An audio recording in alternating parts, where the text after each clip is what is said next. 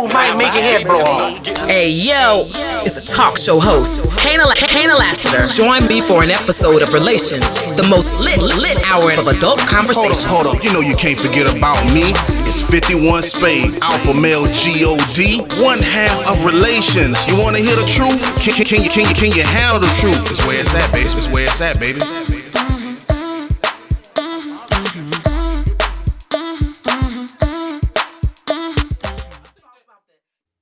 What's good, and welcome to an episode of Relations. My name is Kana Lassiter. It's your boy, 51 Spade, alpha male G-O-D, the ninja you love to hate. I'm in the building. Yeah, we got two exciting topics tonight. You know how we do it. The first one is cheating wives. Why did you do it? And who busted you? We want to know all of it. And the second topic is sexual incompatibility. Sexual incompatibility. I think we'll start with sexual incompatibility first because it's fun. I think the cheating wives will probably take us all the way to the end of the show because we had a lot of people really chime in on that specific topic. Actually, wives. So I'm really excited to get to that. But let's talk about sexual incompatibility and why it actually ended up as a topic here on Relations. Start us out, Alpha Male. Ladies first. Well, it was your topic. I wanted to know why sexual incompatibility would be something that we would need to talk about. I think that it came up because we maybe listed it as one of the reasons why relationships actually fail, or I don't know what you're talking not about. fail, or leads to other things like cheating and stuff like that. I think you did say that. You was like, well, sexual incompatibility leads to other things. No. It's a woman. You got it wrong again. Here we go again. No, the reason it came up is because I was looking at a podcast and a woman called in and said, like, I'm dealing with this dude and he has a big dick. This is the reason why this came up. And the woman, one of the podcasters said that, you know, what have you tried to kind of get you past that? She said it was very painful, but she really liked the dude. She had been going with the dude for like 6 months, and now she's just attached to it. But she was just like, his dick is entirely too big. So she was like, well, did you try lube? Did you try more foreplay? There are things that can kind of probably get you past it, and she was trying to give those type of things. Mm-hmm. But at the same point in time, she said that if you try some of those things and those things don't work, you might not be sexually compatible with this person. With that person. Now, she's 6 months in. And my thing is, you 6 months in and she was trying to, I guess, thug it out. But my thing is, like, you've been having a problem with this from day 1, day 2, day 7, week 3. And now we 6 months in. And now you just not realizing you got incompatibility. But that's a woman thing, because you done roll for 7 months or 6 months. So. I was going to say that. Here we go again with me having to explain how you're brought up. Like, little girls are told and beaten in the head that sex is not everything. Sex is not love. So you can't judge a person off sex. You can't have a relationship based on sex. So when you get into a situation where everybody, the person that you're involved with has filled every check space, it's like, yes, yes, yes, yes, yes. And then it comes down to the sex and it's like, no. You can't ignore everything else that was a yes. Not in a day. Sometimes not in 3 weeks. Sometimes not in 3 months. Sometimes not in 7. It takes a minute for you to say to yourself, okay, I'm just not happy and I can't get past it. But you have to give it a shot based on your belief system, based on how you were raised, based on valuing another person past their penis. Just based on basic human decency. If I'm sleeping with somebody for the first time and it doesn't work out in my favor, then just based on being a decent human being, I'm not going to ghost that person because the dick wasn't good, especially if they were polite, charming, smart, conversational, and everything else was in common. Gotcha. Which leads me to, this is why some women cheat. Because now that you done rolled this 6 months and you were raised this way for it not to deal about sex, and you ignore some of the major red flags, you find yourself now masturbating heavily at night. You start looking at the man now like, I just could have did better. you have some of these things that kind of come into play, and I'm not even blaming women because sometimes it happens like that for men. I think one of the biggest things that we have now is we just lie to ourselves. We create this lie in our head to make it think that it's gonna work. You know what I'm saying? Like, I see even men that be with women and they whole other chick is like night and day of the woman that they chose. And then when they explain to people, if they do give an explanation of, well, why are you cheating with that one? Well, at home, I don't really get that. At home, I don't get this. And at home, I don't get that. But that means that the woman that's with you, either A, she don't know, or y'all not sexually compatible. And you rolled it all the way out. And then you have a catastrophe that's later on down the line that I'm not taking away from what you're saying, but that's where it's going to lead. That's where it's going to go all the time. Like, even hearing you talk about that, I'm not taking away from it, but it still led to the same things that made you angry, mad, upset at this person, led to sex. Damn what your fucking parents say. It ain't all about sex, but it leads to sex about you because that's what you angry about. I'm not getting fucked right, and I'm supposed to let you borrow my car. I ain't getting fucked right, but I'm supposed to pay this or pay that. I'm not getting fucked house. You gonna notice him on the couch an awful lot more than you ever notice because you're not getting that he on the coat, that he on the couch. So you're gonna say to yourself, we're not sexually compatible. And I don't want to base this just on sex. What I'm saying is, like, you have to be real with yourself, and I don't think people be real with themselves. I feel like you get in those relationships and you just want it to work out. You like this guy and you just want it to work out, but you ignore those signs. Because I feel like bad sex isn't a red flag, or it isn't one of the red flags that we start off really looking for. There are other red flags that we're looking for. You know, does this person have an addiction issue? Does this person maybe like men? We're looking for more pressing things other than whether they, are going to be able to get that too. That's a good one too. Off tonight. But get me off tonight. But I'm going to say this. I agree with what you're saying, but we can only change how things are discussed with our spouses and even our children now going forward that we're having the conversation. I do think sex is a big enough thing. It's an important thing, an important part of a relationship. So I'm trying to figure out now, how can that be untaught, that sex isn't that important and sex holds no value and you shouldn't want people based on sex or relationships based on sex, because all those things sound like the right thing to say. But in hindsight, now knowing, sitting here as a full-grown woman, how important sex is and how much I myself value sex and how much I put sex on a relationship, I feel like now I was done some disservice by being taught what I was taught, because it is important. Every woman, every parental figure, everybody that wanted to see me do well was always convinced, me and siblings, cousins, other girls that I knew. That's something that our parents taught us, that, you don't want a guy to just want you for sex. So in return, why would I just want a guy for sex? I don't want you to want me for sex, and I don't want to want you just for sex. And that's almost a signal that needs to be sent out telepathically between two people or verbally before they can even move on, because you want to get that out of the way. I ain't sleeping with you on the first night. I hope you know I got a 90 rule. It just seems to come up in the first beginning. Well, I can come over there, but I ain't smashing.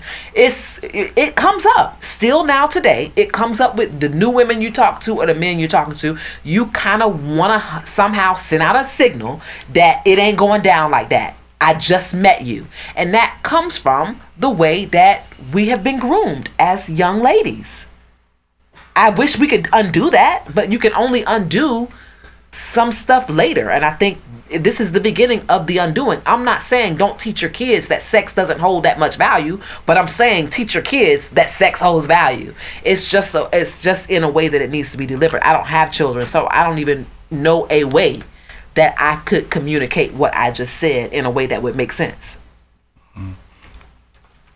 That's sad. Me listening to that, Only thing I could really think of, even while you was talking, I was thinking to myself, damn, that's really fucking sad. And especially the idea that you were listening to a bunch of women. I find like that hinders a lot of women a lot of times when you have like a bunch of women that grew up in like a woman household, and then you start lining them up. Some of them aren't married, or some of them are just angry, and then they trying to convince you of some shit that they're trying to get, which is sex. Because I think they want love. That's cool, but you can have love and sex. You understand? Like the thing about it is like when I'm listening here and you talk about it, it was kind of, if though what I'm talking, what you just said just now, it's like, just because you're bringing up sex, why doesn't other things go with it? Because when you're talking about like how to unteach some of the shit, how to unteach some of it is stop putting it in one dimensional just segues. Like, I get that sex isn't the main thing that makes the component of a relationship work, but it also is, you know what I'm saying, within the same swoop. Because when you look at people that's unhappy, that's cheating, they come out divorces or anything, the very first thing they bring up is, well, the sex was fucking horrible. Like, I didn't like fucking my husband. Like, it's one of the very first things that come out. Or the men be like, man, that bitch couldn't get head to save her life. Like, giving me head with a pillow on the side and shit like that. It's be like one of the things that mainly always come up. So let's just think for a second, like, if that was in the play, could it have made a significant amount of impact? And I think because you looking at it saying, well, I don't want the person to want me to sex, but I want love. But love can come with sex. They don't have to be separated. But at the same point in time, you also have to look at it this way. It's competitive as fuck out here. I don't give a fuck like what you thinking. Like, you think some of these girls getting their body done because sex don't matter? You think like women are looking at other women and be like, well, I could be 200 pounds and someone's gonna want to slay me. You know what I'm saying? Like, it's like, this is what it is. A great example is Cardi. Cardi B is a great example of that. She got criticized for doing WAP. Her and Megan, both of them.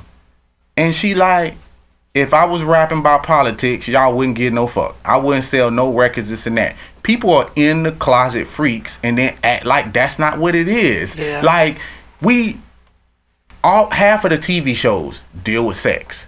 Music deals with sex. Movies deal with sex. Mm-hmm. Like, they throw it in because the world deal with sex. You know what I'm saying? Mm-hmm. And if you lacking in that area, or you're not compatible with the person that you with, who you gonna lose because of sex is your partner.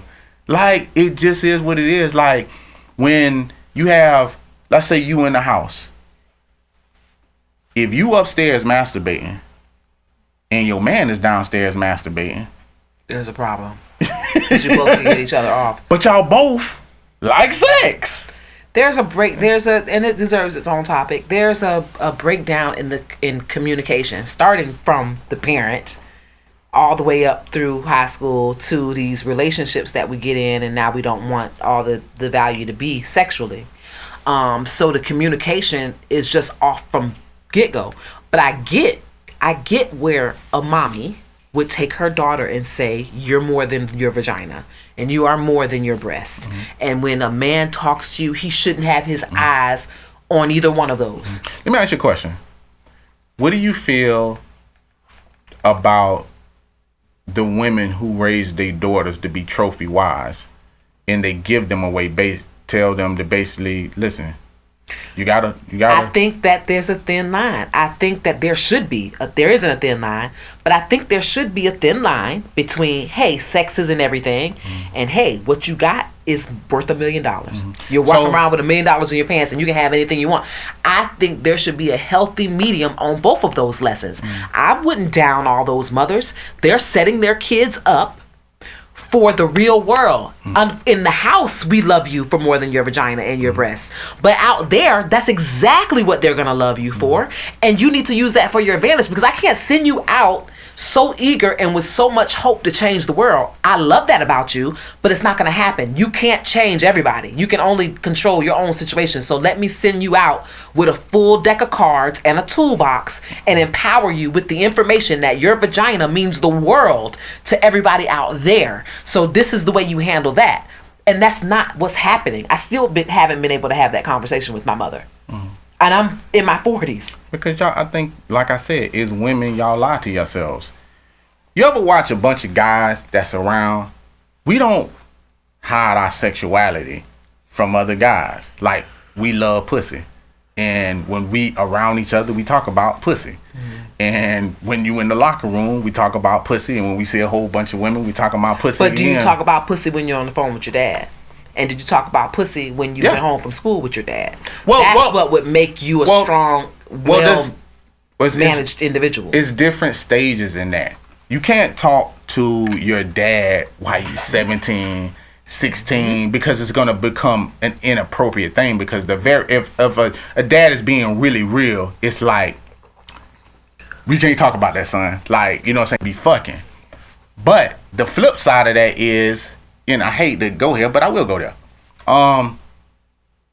There is a part in time is a dad when you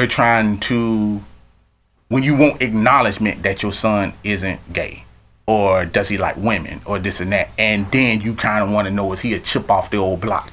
Like, I didn't give it to him, but do you got what I got in me to go get these women? And the first time he be like, he got his nuts wet, you do some bullshit. You be like, did you strap up? You know what I'm saying? Was you using protections and that? And then you walk through this whole bullshit of like some birds and bees bullshit. And then you go in the other room with your girl and be like, hey, I told you that nigga was like me. You know what I'm saying? He knocked it out the park. But you ain't gonna tell him that. Right, you feel me? You might not even say. But I think that's a disservice. That's what I'm saying. I think that is in some way a disservice to our children. But it's to children. Now, is an adult where you can fully fledged have sex. Yes, you can't have that conversation. You know what I'm saying? You can't have them conversations when you over 18, 21 and have those type of conversations with your dad. Hey, what is it like this? What do you like? Now, I ain't saying some of those conversations go down, you know what I'm saying? And you might not even go that way. You like, someone might not ask their dad, like, how you get a threesome jumping? You know what I'm saying? Right. Because it's going to go into just a sex world. Right. You know what I'm saying? Now, is a dad going to complain about that? I don't think so. It might be a little uncomfortable. You know what I'm saying? But with women have this thing about them. It's like they want to be a hoe, but they don't want to be labeled as a hoe. They want to do hoish shit, but they don't want to be looked at that way. So women tell every woman the same line of bullshit. Don't get that pussy up too fast. He's going to respect you more if you don't do that. Y'all tell a bunch of these lies to other women that get them left in the dust. And then by the time they realize that it is about sex, you done spent so much time trying to keep it back that now you playing catch up, and your man that you lost, you like, damn, I lost him because Becky give head? Yeah. I mean, when I think of sexual incompatibility to myself, in what situation, I sat here during this time and I'm thinking, in what situation would I be involved with somebody and break that involvement off? What would make me do that quickly? What would you do? What would make me break off of ties with somebody that I felt like I was sexually incompatible with? It would have to be an extreme incompatibility. Kind of like he pulls down his pants and it looked like his dick should be attached to Charlie Brown. That would be a problem. I don't even know if that makes sense. But well, it probably doesn't. What I'm trying to say Charlie got a big dick? No, that's what I'm saying. If he pulled down his pants and it looked like his dick should be attached to Charlie Brown, that would mean he's small. And that would mean that I'm probably going to find my way out of that situation. And I'm only saying this now that I've said it out loud. I've actually done this to someone. I was in college and there was this guy. I worked at the pet store and he worked at a shoe store called Oshman's. That was right across. And we would flirt daily. And finally he made it to the crib. And finally I got to see what he was working with. And I was just like, oh, that ain't going to work. So I may have told a couple of white lies I backed my way out of that. So I kept it from going forward because I looked at his penis and knew that ain't gonna work. So that would be a time when he was too small. He was way too small. I didn't even want to. I was turned off, and he was already a big gentleman. So you a big dude, and then you got a small dick. That don't work. But how did you know it wasn't going to work without it? Without you actually doing it? Well, I didn't know, and I wasn't willing to find out because I felt like this based on his size, we were sexually. I may have. Yeah, but for me, based on the size of his penis, I thought to myself, we're going to be sexually What's the average size? What's the average size of a dick?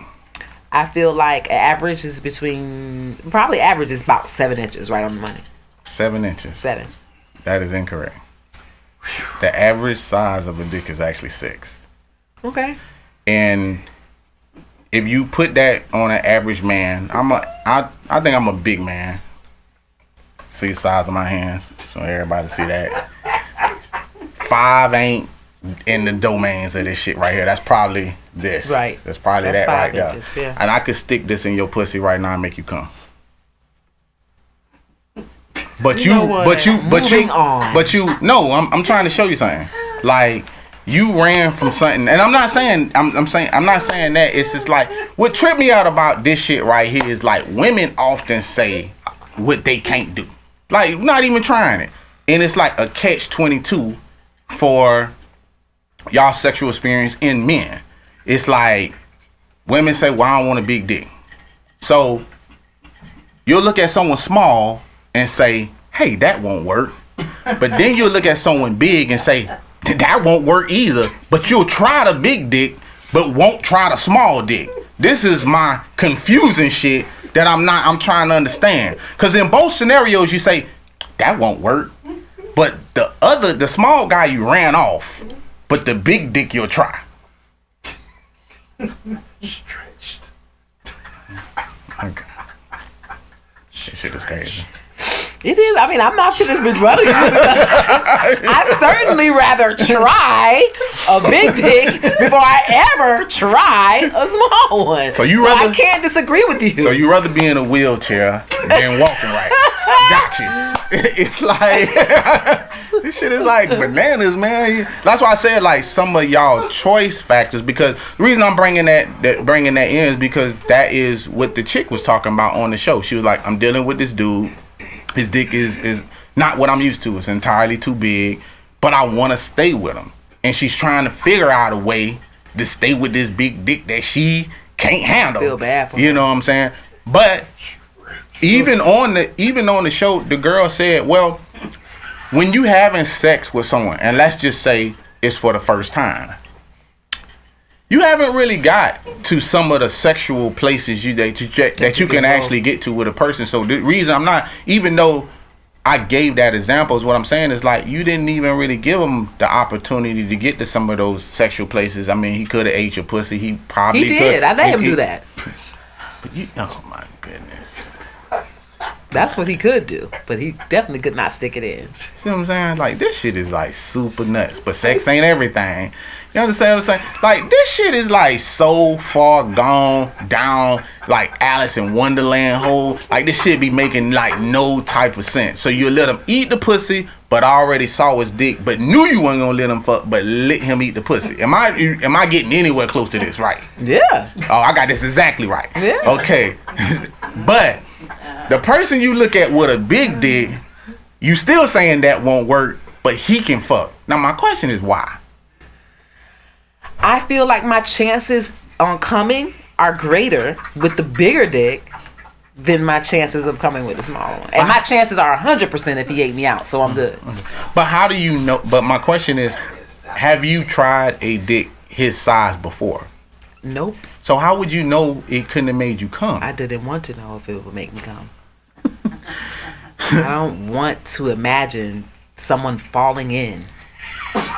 If he fall in, that means you too big. No, that means he's too small. No, that means that you might be too big. True. That might be that you. But if he's already small and I know I'm bigger than that, I mean, he was really small. But you never tried it, so that means you automatically saying that he gonna fall in. So at the end of the day, you might need to get yourself checked out. that means that you working with a little bit more than what you think you got. It's not true.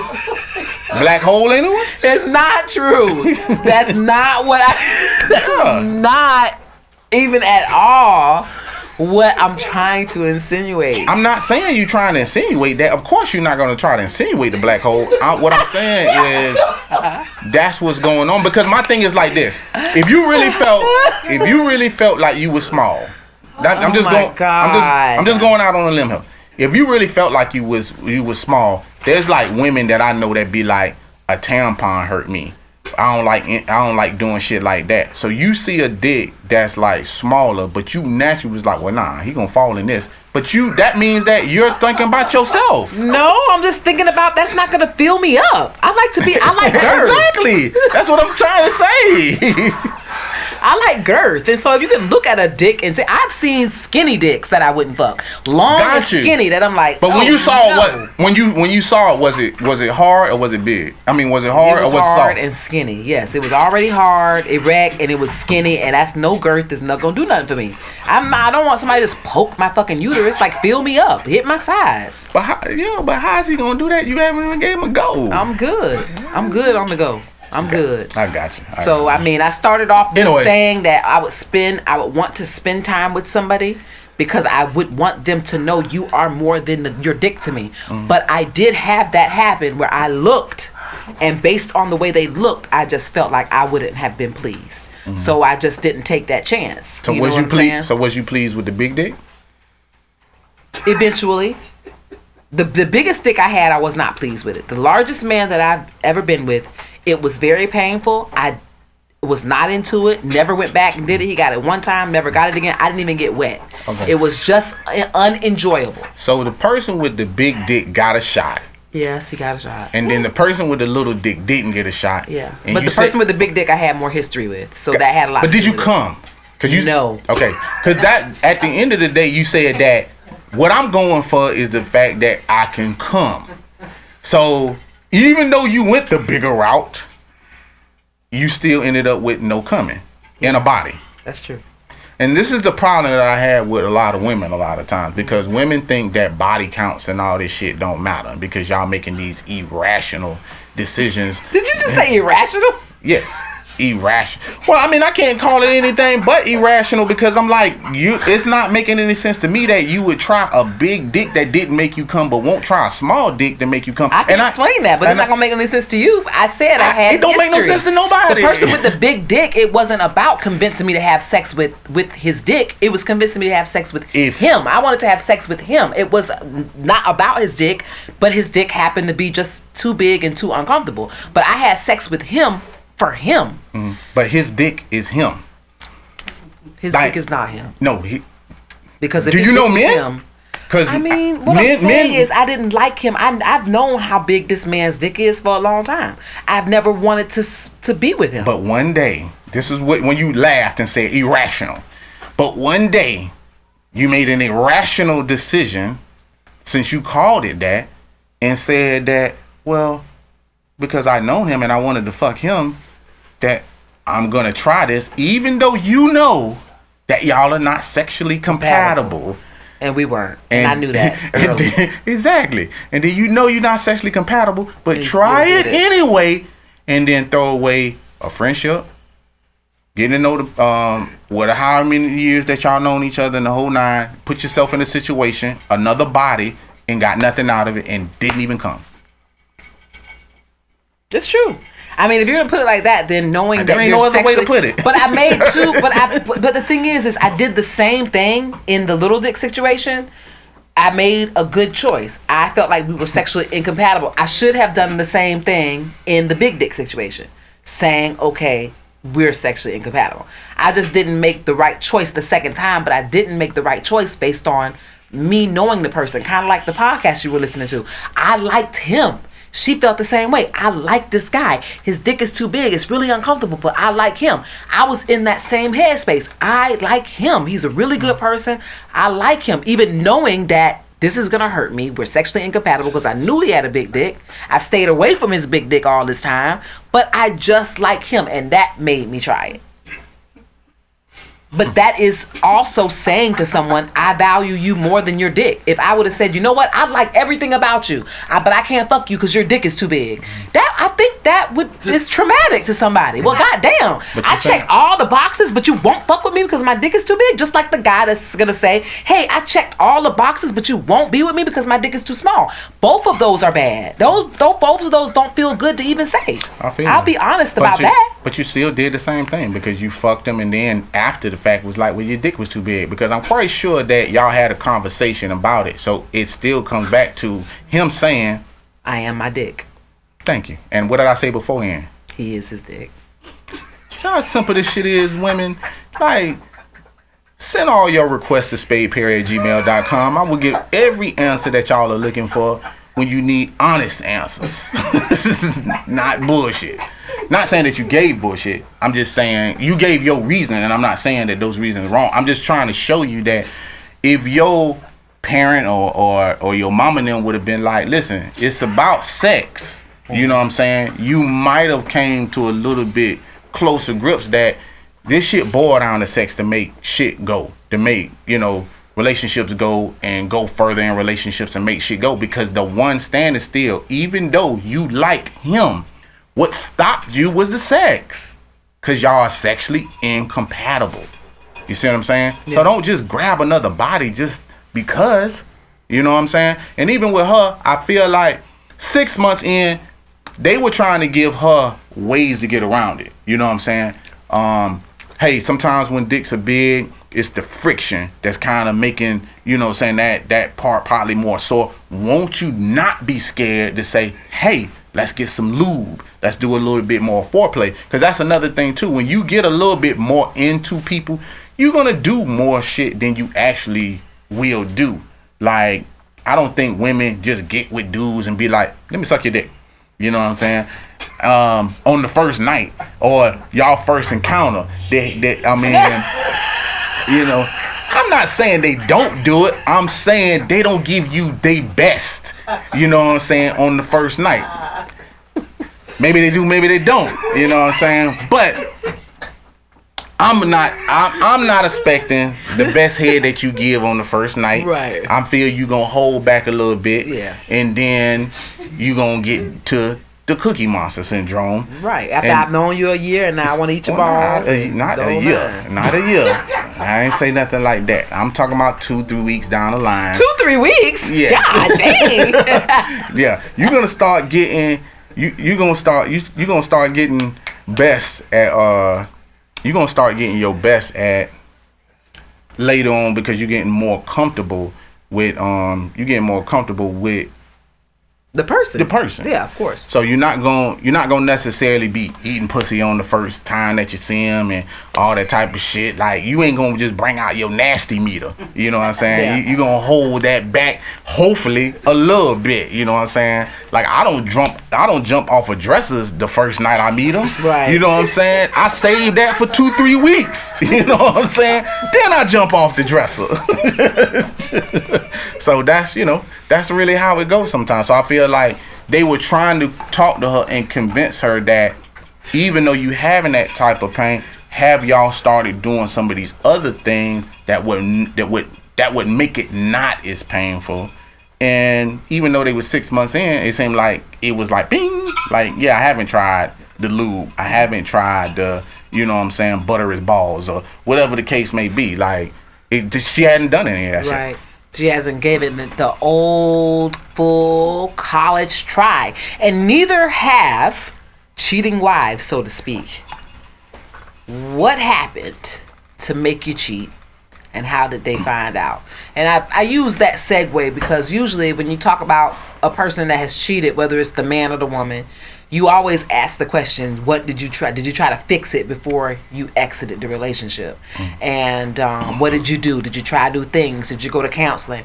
I posed this question on social media about cheating wives. And I'm going to read some of the comments. I think a portion of this conversation is really going to come from one of the young ladies that commented, who has actually been married and has actually cheated on her husband. The relationship has now has been resolved, so they're not together anymore. But she was really, really open about what happened. This was the question that I posted in our Facebook relations group. If you are not a part of the group, send me a request. I'll invite you in. It's kind of where we discuss topics before they become topics. I want to talk about cheating wives. Why did you do it? Did you make love to your husband often, or were you in a sexless marriage? And how do you deal with the stigma behind being a woman who cheated on a man rather than the common conundrum of husband cheats on wife? This should be interesting.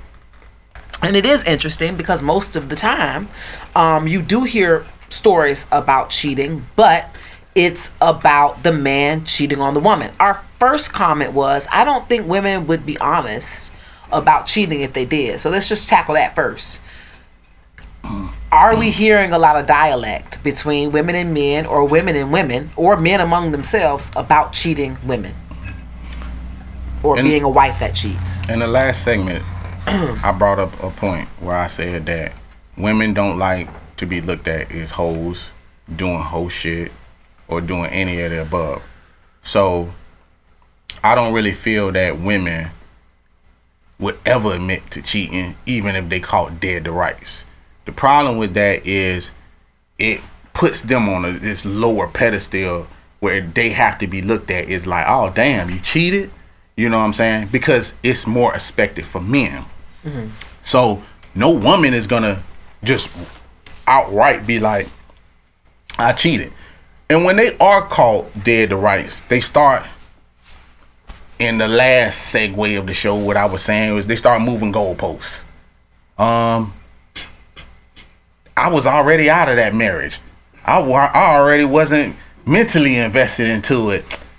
He already had cheated on me. Like, none of this shit has nothing to do with you cheating. Right. Like, every excuse that you giving right now of why you did it is not the thing.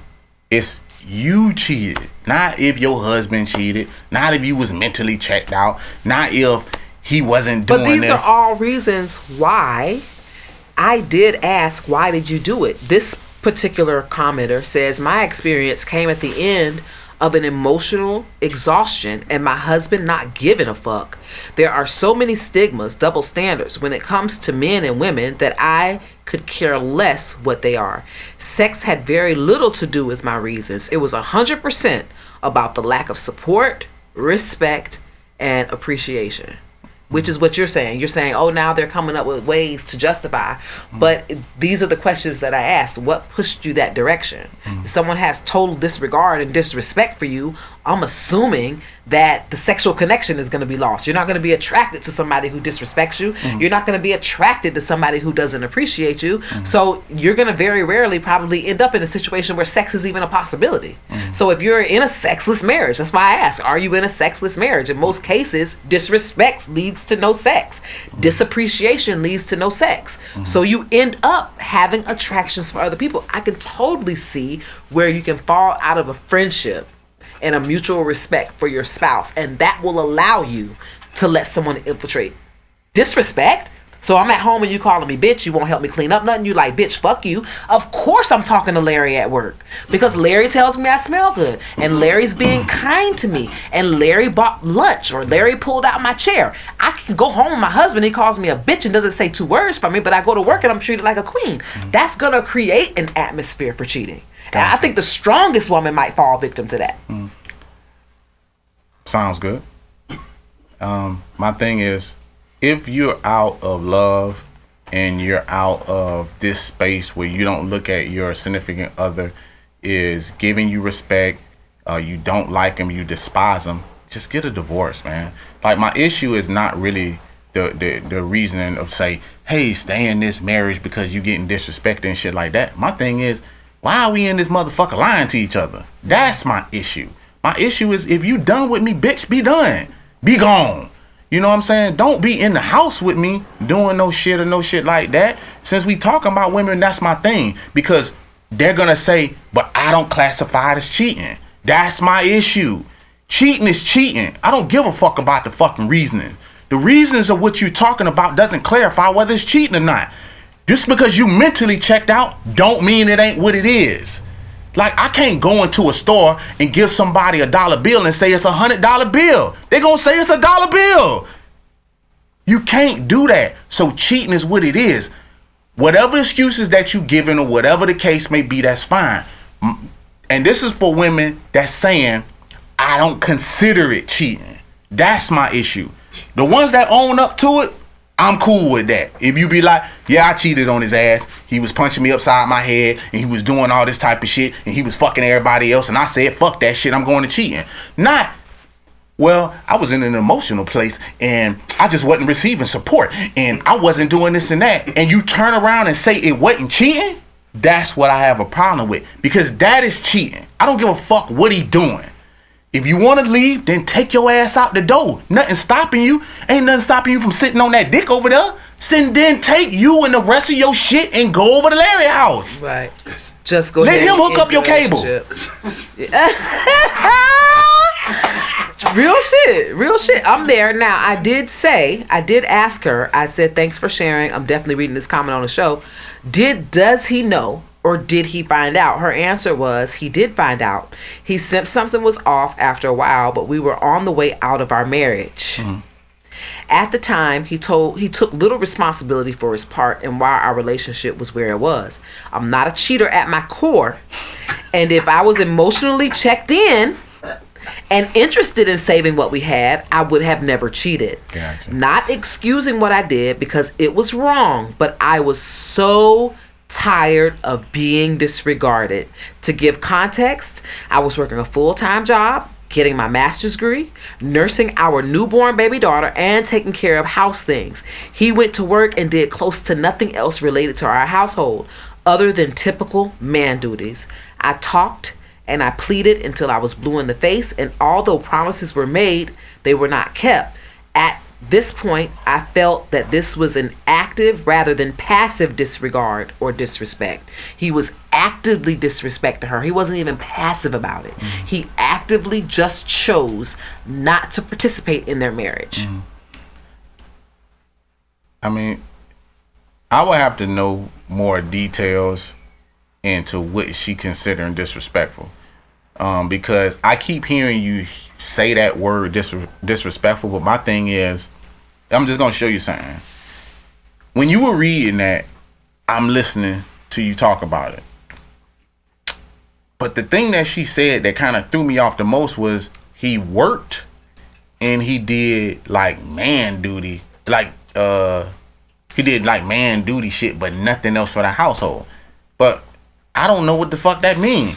Like, he ain't on the couch, and it's not like he playing video games all day and he's not doing nothing. So he's actually going out to work, what a man is supposed to do, making money. I'm trying to figure out what the fuck is he doing what is he supposed to do when he come home? Like, I'm lost on that. So I guess because we're not inside the marriage, but I can imagine that. I mean, if I can take the most minor thing, if I'm taking my own situation, there are probably things I would like to have happening after a full day of work. And the house is alive and we're home. We want to cook together. Do we want to walk the dog together? Sit on the couch and watch TV? It's called being present. Mm. And I think a lot of times, I'm so glad that I brought that up because it deserves its own topic. Being present is just like, you don't even have to do anything to be present. You just have to be there in mind and spirit and in body and be paying attention to the other person in the room. That's all that we basically are asking. When you're checked out, when you're not present, a person could be talking to you and that person cannot repeat what you just asked them. When you're checked out, you may have left the person sit in the room and turned off the light. But a person is in the room reading the book. You didn't realize I was reading the book before you turned the light off? Like, you're checked out. You're walking around like a zombie. You are walking around like you live here by yourself. And I think sometimes it's not that you're not in love with your spouse. Sometimes that you just fell into your own routine and you're so used to being around this person that you feel like it's okay to just do you. Mm-hmm. And you are checked into you and you're not checked in with the person. You're not present. Mm-hmm. And that is a very hard thing for women to combat because it's almost about complaining about nothing. Mm-hmm. It's like, he's home, but he's on the video game. But bitch, he's home. but he's on the video game. So he's not present. He's on the video game. That means he's focused on the video game. He's not focused on me. He is not present because I've been talking to him for 3 hours and he hasn't answered one question or gave me eye contact. So those type of things are hard to find yourself to complain about, because when you call your homegirl and you're like, girl, I can't stand this nigga, he getting on my nerves. Girl, what is he doing? Girl, he been at home all day on the video game. The girl on the other line might be, well, shit, I ain't seen my nigga in 2 days because he hustling. So you lucky your nigga home. So it's just one of those things. It's kind of like a thin line about being a nagger. I only put myself in that situation because I'm trying to figure out what she means by disrespect and disregard. Okay. All I could think of is someone being totally checked out and just not being present, if I wanted to relate to it in some way. Or we can go another route. And you're going to love this route. Also, when I was listening to you tell the shit she said, and correct me if I'm wrong, she said that she was in school. Yeah, she was getting her master's and working full time. A lot of times, and this is crazy because we just came off of this segue into this shit, is when sex is absent, you ain't gonna get no man to pay attention to shit. What is he paying attention to? See, the thing with women a lot of times is they think that them being in books and I'm a PhD and I'm in school, they can go hard and study as hard as they want to be, but study as hard as they want for that shit, but won't study they man the same way. Men are not complicated human beings. Like we're not though. Like if an astrologist or somebody dug us up right now and they'll be like, look at this man right here. He looks like he like pussy and to eat and to have fun. Now, this ain't no complicated shit, because he dug the women up, he gonna be like, now this is a confusing creature right here. You know what I'm saying? There's no telling what this person was into. You know what I'm saying? But men are not like that. So if you put a man in a situation with a woman that's like, I'm studying for my master's. I'm in school. I ain't got time to do that. I can't be your mama. I can't pick up behind you. I can't do all this type of shit. So then her idea of disrespect become, because she's studying to be in school and she got a bunch of shit on her plate, it's the fucking man's fault. You understand what I'm saying? And then she won't do her due diligence as far as like just being a woman, because she trying to get a PhD or whatever it is that she's trying to elevate herself. But she won't put the exact same amount of work into her husband, where he done said, well, look, I sacrificed for you to be married. You wanted to be married. You wanted to be my wife. And now I get this bullshit of priority. Now I'm not, if they got kids, go like this with men, and it's simple. Kids, before kids, man number one. After kid, he get knocked down a peg. Then if they have a job, it's the kids, the job, then him. Now if you add school into the mix, it's now the kids, the job, the school. Yeah. And then if you add religion into the mix, he's knocked down even fucking further. Yeah. So, with that fucking being said, I don't think that household would be happy at all. So, I would be enlightened on what he was doing, because what she said was, well, he was working and he was going to work and he ain't sitting on no couch and he ain't playing no video games and none of that shit. He lacked man duties at the house. What the fuck is man duties at the house? Is what I'm trying to fucking figure out. What is he doing that's so disrespectful? Or was that shit just you? But you found some way to get some dick somewhere else. So you wasn't fucking like your homeboy. I mean, you wasn't fucking your husband at the house. You was finding ways to study and find out how disrespectful his ass was and then go suck some dick somewhere else. That's what you going to do. So I can't buy unless I know some other shit, because I ain't heard nothing about no abuse. I keep hearing this word disrespect. But I'm trying to figure out, like, what is disrespectful if he working, bringing home shit, and you talking about, well, I'm studying and I'm feeling like it's not a connection and all this type of shit. Then do your job and be a wife and find out what the problem is and study your man just as hard as you were studying hitting them books. Right. I did ask if there was a way that it could be fixed. He said the circumstances, situations, feelings, emotions that caused the end of our marriage actually happened before the cheating. So the cheating was just kind of the last thing she did to put the nail in the coffin. Of course. But it was already over. My question now would be the stigma following. And because I'm kind of at a point where I'm reading what she read and I'm almost in defense mode for her. I want to defend her. Hey, she felt disrespected. She felt disregarded. He wasn't present. I am defending all of those things because I know how those things feel. On the same token, I'm not taking anything away. I just don't know what it is. Right. It's too vague. Right. But on the same token, now I'm like, you're a cheater. Yeah. And that's so I and can't. That's the only thing that I was saying from get go. It's not the problem that she's having issues. I would be more than delighted to be like, you felt disrespected. What was he doing that was disrespectful? He was doing A, B, C, D. You couldn't fix that because why? But at the end of the day, you cheated, and you're married. So my thing is, you're supposed to be just as devoted to your husband as you are to your school. Right. You understand? So somewhere in the line, some fucking translation was lost. And with men, unfortunately, men are very internal creatures, and when shit start not going our way, we start not giving a fuck. Oh, you want to go to school? Oh, you don't want to acknowledge me? Then cool. Fuck it. We start doing shit like that. Cool. Don't worry about it. Oh, don't worry about it. I'll get my own food. Oh, don't worry about it. I'll fix my own plate, I guess. I just married you. You know what I'm saying? Like, it's gonna turn resentful on a man's standpoint. I'm not saying it's right. It's what I'm saying is, if you're studying your man, you'll start to recognize some of that shit. Like, he don't like when I come in late like that, or if I'm gonna be at school, that I leave him a plate. You know what I'm saying? But don't have him in the motherfucker coming home from work and be like, what the fuck, no food? No nothing? Not even a note? Not even a call?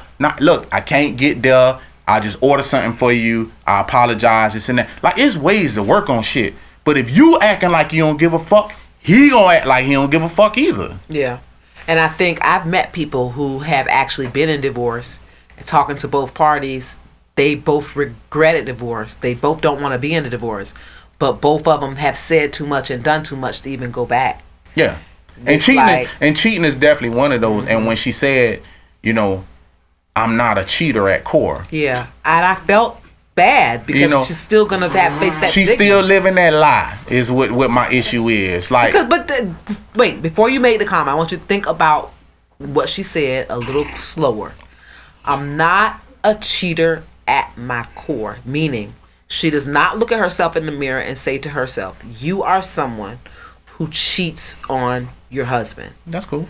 And I would believe her because I know her. Mm-hmm. But I do know how the world works. Mm-hmm. And there's a stigma that's going to follow her if people know that she... Ain't no fucking stigma, man. I'm going to break this down as simple as fucking plain as it can go. It's like this. You can go your whole life being in church. I'm just going to give you just a good example. You can give your whole life going to church. You could be, on the holy path, the whole nine. If you're on the holy path, you have no intentions of killing nobody. If that motherfucker go out right now and run over somebody by mistake, the mother is not going to say, you're not a killer. She's going to say, you killed my son. And that makes him a what?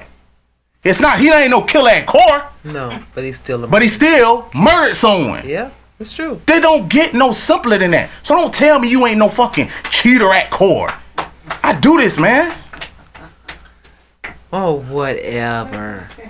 I get it. I get what you're saying. It is what it is. And that's why I posed the questions about the stigma and the double standard that will follow around a woman. The double standard, not the dirty standard. New word. Because unlike her, I knew someone who cheated on their husband. And I had a big problem with her cheating on her husband. I mean, because you wasn't married, right? I was not married at the time. That's I thought that I looked at her marriage and thought, oh my God, you're so lucky. You have everything I want. Mm-hmm. And when I found out she was cheating, I'm like, why are you doing this? And then when she showed me who she was cheating with, I'm like, he's not going to offer you and give you the same setup that your husband, he's not even thinking about giving you that type of setup. So why are you doing that? So because I had that type of disdain about cheating, when she told me that she cheated, I'm like, wow. I did not look at her differently, but it does not change the fact that she cheated. So why is the stigma that way? I know this girl. Cause the stigma is that way is because I feel like when men cheat, they hold men accountable. Like there's no wiggle room for a man. If a man cheated, he gotta say I cheated. If he get on the fucking stand, he gotta say I cheated. But with women, it's like, well, I'm not a cheater at court. That was an entanglement. I was already out of the relationship. Like, women don't just say I cheated. Like, that's the problem. It's not that it's a double standard. It's like they have problems admitting that they fucking cheated, man. It's not hard. Just say I cheated. I made a mistake. We all human beings. We make mistakes. But just say you cheated. Don't be fucking telling me, well, I was halfway out. My foot was halfway out. I was not emotionally into the shit. Are you divorced?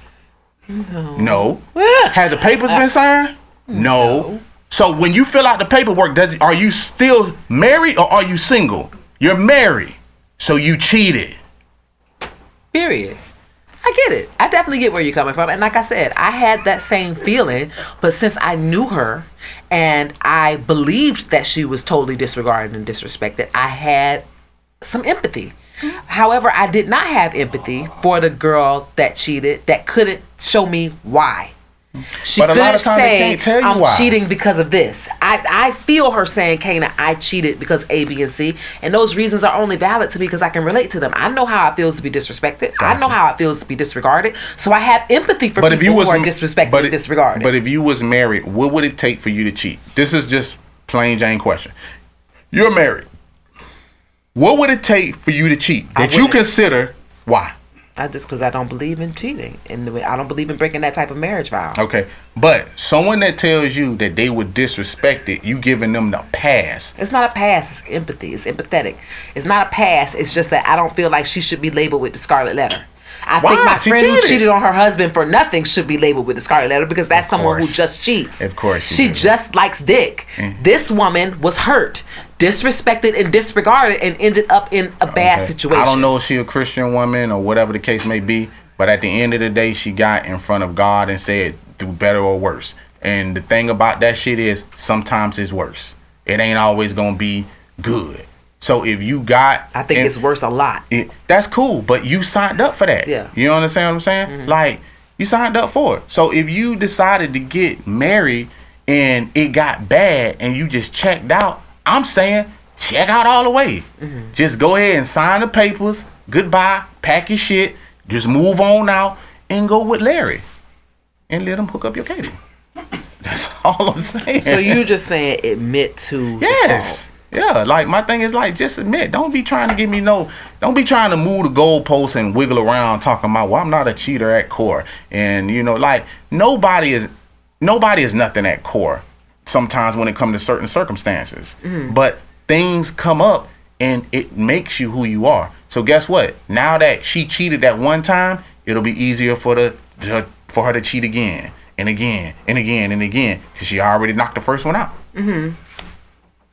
Okay. Comfortable with it. I'm good with that. I'm going to read a tap in. You guys know what tap in is. It's when you have a question, you get to write in at spadeperry@gmail.com and ask him a question. This particular question comes from a male again. We had a male last week. I got to find some female ones. Uh-oh. This one says, I give my girl head all the time, but she doesn't give me head as often. She does an amazing job, but she doesn't do it enough. Sometimes I want to break up because of that. What should I do? So this is good because goes with our sexual compatibility conversation. I'm going to go personal on this. Go ahead. I like to give head. Most women do. A lot. Like a lot. I am not in a relationship with someone who likes to give me head as much as I like to give him head. This is not a deal breaker, because I like to do something doesn't mean that his like is equivalent. I think he may do it because he knows it pleases me, but it doesn't mean he has to like doing it all the time. I think this speaks to the conversation that we had about sexual incompatibility. If you're getting to a place in your mind where you mentally are thinking you don't want to be with this person because they don't suck your dick enough, then yeah, you need to have the conversation, because the breakup thing is coming up, and only because it's coming up. I'm in a situation where I don't get it as much, but never in the back of my mind is like, you know what, I don't get my coochie eaten enough. It's not that serious to me. If it is that serious to you where you want to end your relationship, then what you should do is sit down with that person and just say, hey, I'm not getting enough of this, and this is what I need in order to feel fulfilled. Because in most cases, if you don't get that from her, you're going to get it somewhere else. I can second that. My only thing is, and I'm not sure, I'm gonna play a little devil's advocate.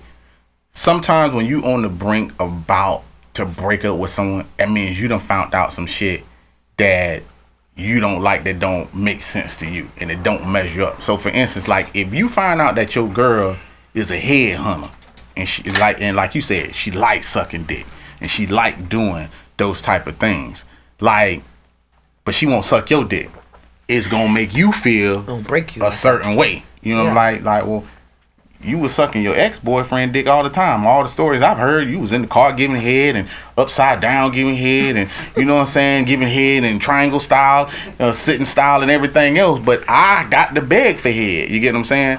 And that's gonna make you look at her different, and be like, so why in the fuck you not sucking my dick? And that can lead to that scenario of, I want to break up with this chick, because it's like, and most people think that if you start giving, you start doing a better job of giving them head, it's gonna get received. I would say you gotta confront that shit head on. Yeah, definitely. And you gotta be like, look, man, I need some more throat action. You know what I'm saying? Like, I need you to get, like, I want to be touched. You know what I'm saying? And you'll find out the real deal, because y'all can get to that conversation of why she don't give head, or she might be like, your balls is killing me. Like, just, you know what I'm saying? Like, it might be a reason she actually not down there. Maybe and it don't smell good or and then that nigga can get some of that Irish Spring. And you know what I'm saying? I think that's why conversations are really important to have for everybody. You know what I'm saying? Because you can fix it. You're one conversation away potentially from fixing the issue. One conversation away that you could have, or one conversation away from watching us, right? All you have to do is tune in. We can do the talking for you. We're here every single Friday at 8 p.m. My name is Kana Lassiter, and you can find me on Facebook, Twitter, and IG under Kana Lassiter. Hey, you can find your boy on both platforms, Twitter and IG. Hey, I want to make sure y'all subscribe to the YouTube channel. We always have them in the link in the Relations Facebook group. On the IG, hit the links in the bio, and when you ever see me post, just hit that link and you get full episodes like this every Friday, 8 p.m. Join the watch party. We answer questions, and for tap-ins, hit me up at spadeperry@gmail.com, and I'll answer those questions. You're looking for the shirts, you already know what it is. It's alphamalegodcreations.com, and like I always say about this time,